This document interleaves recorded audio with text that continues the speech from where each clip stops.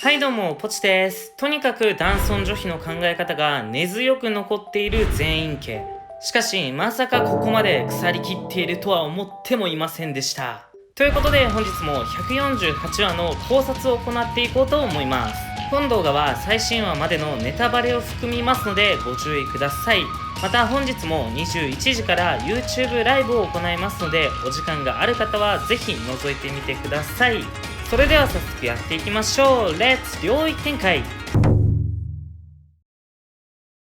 148話はマキと全員家にまつわる話だったんですが、そのタイトルは足を含むでした。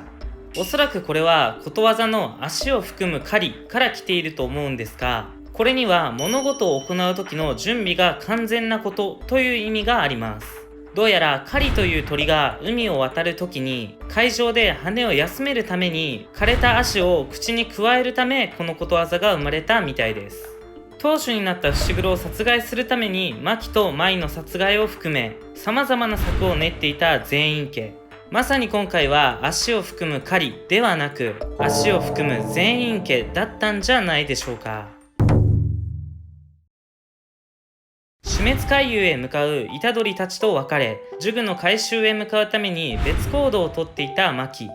146話の時点では組谷重蔵のアトリエを経由する予定だったんですが、どうやらすでにアトリエは漁り終わった後のようです。ただアトリエでの出来事がごっそりカットされているというのは少し違和感があります。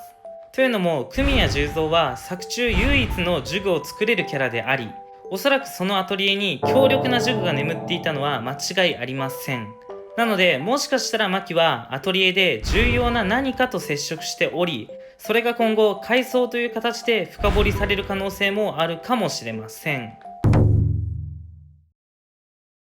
呪具を調達するために全員家に戻り、全員家の帰庫へと向かうマキ。しかしそこにあの男が現れました。東京で長宗に敗れた後、その行方がわからなくなっていた直哉。どうやらすでに京都に戻り、全員家に帰ってきていたみたいです。牧に対して一方的に傷つく言葉を浴びせる直哉。五条悟の封印を解けばおのずと直哉が当主になるので、今後味方になる展開もあるんじゃないかなと考えていたんですが、この感じだとその可能性は非常に低そうですよね。というかめちゃくちゃ胸クソでした。直哉の暴言を無視し、そのまま呪具のある帰庫へ向かおうとするものの、次は母親に呼び止められてしまったマキ。一方的に止めようとする母親に対し、マキは当主である伏黒からすでに帰庫の鍵をもらっていることを伝えます。急遽全員家の当主になることを伝えられた伏黒。一度は断ろうとしたものの、マキに頼まれたことがきっかけでひとまず当主になることを承諾したみたいです。今の自分にはまだ当主としての実力が不足していると考えているマキなんですが、正直今の全員家の面々が実力次第でマキを認めてくれるとは到底思えません。そう考えるとパパグロ並みの実力だけではなく、全員家の考え方を根本から変えさせる必要があるのかもしれません。母親の静止を振り切り帰庫へと到着したマキ。しかしそこに待っていたのは呪具ではなく父親である奥義とボロボロの舞でした。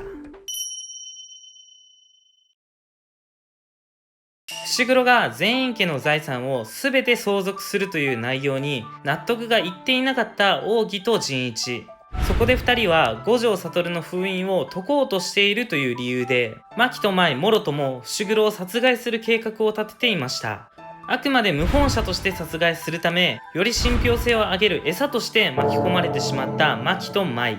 発案者が実の父親である奥義というところはさすがに言葉を失ってしまいました。ここまで来るとパパグロがグレて全員家を出ていくのも、マキがセルフ感動したのもかなりわかる気がします。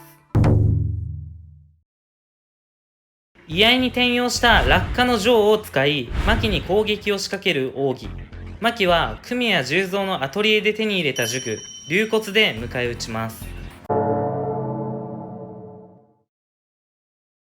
一度は奥義の刀を折り、あと一歩のところまで追い詰めるマキ。しかし突如として奥義の折れたはずの刀身が伸び、牧はもろに攻撃を食らってしまいました。おそらくこれに関しては何かしら術式関係のトリックがありそうなんですが、それよりも気になるのは奥義が当主になれなかった理由ですよね。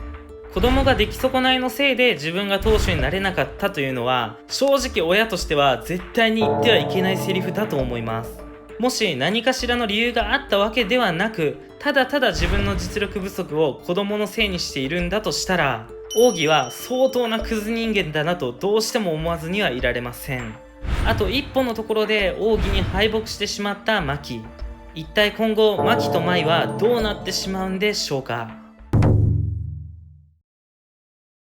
今回は明かされることなく終わってしまった善意奥義の術式。折れたはずの刀の刀身が復活するという術式だったんですが、最も可能性が高そうなのはやはり構築術式ですよね。ただ過去に舞が作り出した銃弾と比べると刀身の描き方に違和感がありますし、父親の術式が構築術式であると知っていたのであれば、牧の反応も辻褄が合わなくなってしまいます。なので個人的には未登場の術式や術式以外の能力である可能性もあるんじゃないかなと考えています。あそこまで娘たちをバカにしていた奥義なんで、それ相応の実力がないと読者は許してくれないと思います。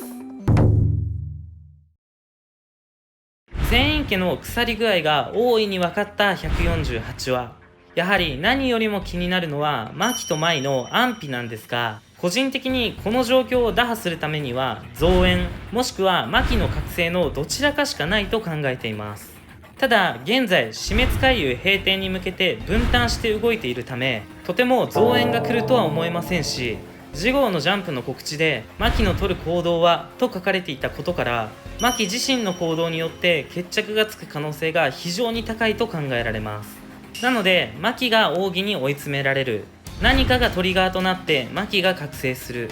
奥義の撃破に成功し逃げ延びるという流れになるんじゃないでしょうか。もちろん奥義が実はいいやつというパターンもなくはないかもしれないんですが、あの目の黒さからして演技とかではないんじゃないかなと思っています。今回でどれだけ牧と舞が不遇な人生を歩んできたのかがよーく分かったんで、なんとか2人にはここで一矢報いてほしいところです。ということでいかがだったでしょうか。今回の話はただただ全員家に対してヘイトがたまる回でしたよね。パパグロに近い力を手に入れると言われている牧。展開を盛り上げるためにここで死亡しないことを心より願っております。それでは本日はここまでにしようと思います。ぜひチャンネル登録やグッドボタンも忘れなく。次の動画で会いましょう。バイバイ。